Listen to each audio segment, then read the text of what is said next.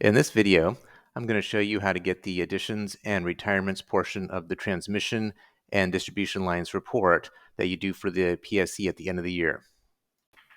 To start things off, you might have a spreadsheet that's similar to this one that you use to start collecting all of your information.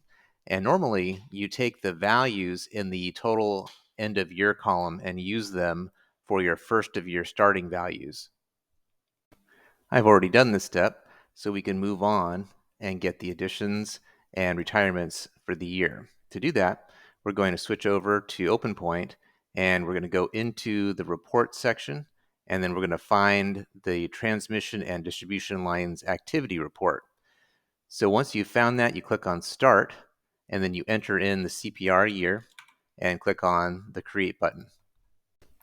This will display the report, which shows all of the installation and removal activity for the given year that you provided. So any jobs that were closed during that year, all those installs and removals of linear features will then show up in this report. So one important note is to make sure that you have all jobs closed for the particular year that you're working with before you run this, if you're planning on using this to actually submit the PSC report. If you don't have all your jobs closed for that year that you're reporting on, then you'll be missing some of that data. Let's take a look at the columns for the report and how this relates to the PSC report. So the first one here has the core plant action, and that's going to be either install or removal. So install is going to be additions on the report, and removals will be the retirements. The linear length column indicates how many feet were within the particular span that was installed or removed. The district indicates the location, and what's really important about that is whether the install or removal happened within the city or the urban area, or it was in a rural area. And so you'll see a drop down for this that lets you pick between these two. Generally speaking, you'll have just a city option, and then everything else will be rural. So we'll come back to that once we do an example where we filter things down. Next, we have the asset group category and subcategory. These will work together to help define the categories of where the various linear footages will go. And so we'll do an example to give you an idea, but everyone's data is going to be a little bit different. So you'll have to make sure you understand how to fit those three values into the categories correctly. Next, we have the assembly unit code and assembly description. This provides you the specific item that is being installed or removed. And then further on, we have the circuit name, circuit description. And those two things, if you have the circuit set up in OpenPoint, then you should be able to also get a voltage value out of that.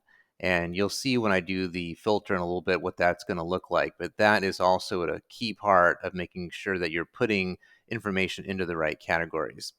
And then the other useful column here is the global ID. So if there is a question about a feature and the data that's on it, you can always copy and paste this into OpenPoint Map, go right to that symbol, and then get to the data and make changes if necessary.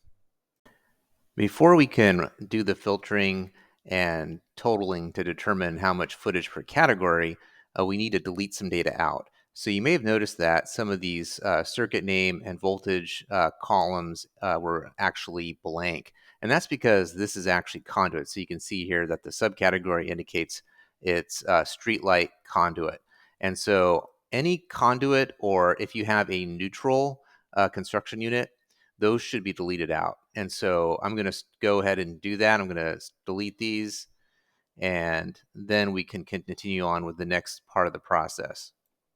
Next, let's determine the data that we want to get from the report. So I switched back to our original starting point template, and I highlighted the category of information that we want to get from the report. So first to note is that we're in the urban part of the report and not the rural part of the report. We're in the underline or underground lines section of the report, and then I'm in the 12 kV category. And so what I want to get are the additions and retirements for this particular category, and then I want to populate those. I switch back to the Excel report, and now we're going to use Excel filters to then just select the data that we need to populate that value. The first thing I want to do is to go to the Core Plan Action dropdown, hit the button, and say I just want to look at installs, which corresponds to the additions on the PSC report. And then next, I'm going to go to the city rule option. Remember, we were looking at urban, which equates to city. So I'm going to select city. And now I need to figure out how to get the underground data that I want. So I'm going to look at these various columns here. And I think in this case, I can just simply go in here and say primary underground. Again, you may need to figure out exactly what makes sense for your utility based on how you structured your data. And so the last step that I need to do is to then go and look at the voltages that are available to me after making all those selections. So Excel is continuing to filter the data down. So now when I go to voltage, I only have these two options, the 12 kV and the 25 kV. So I'm going to click on that, and that's going to narrow the list way down.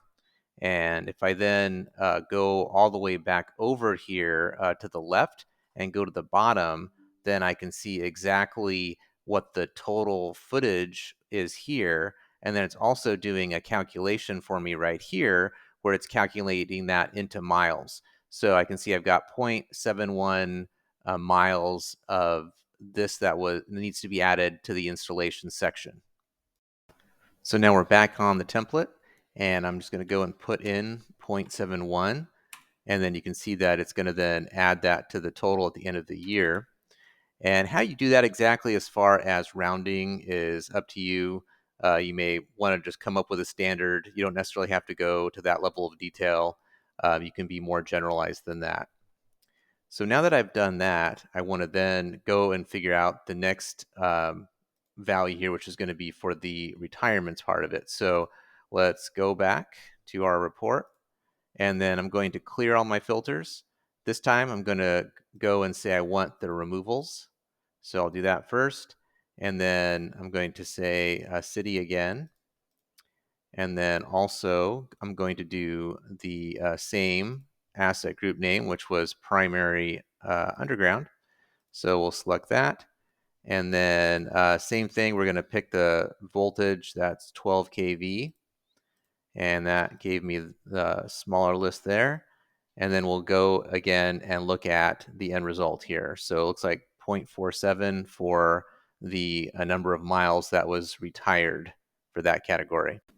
So now I just need to plug that in, and it will do the calculation here for us. So it took the 30 to start at the year, added the 0.71, subtracted out the 0.47 for the removals, and it gave us a new ending value for the year for that particular category. And so to continue this process, you just simply go to every one of the categories that you have to report on and repeat that exact same process until all of these values have been completely populated.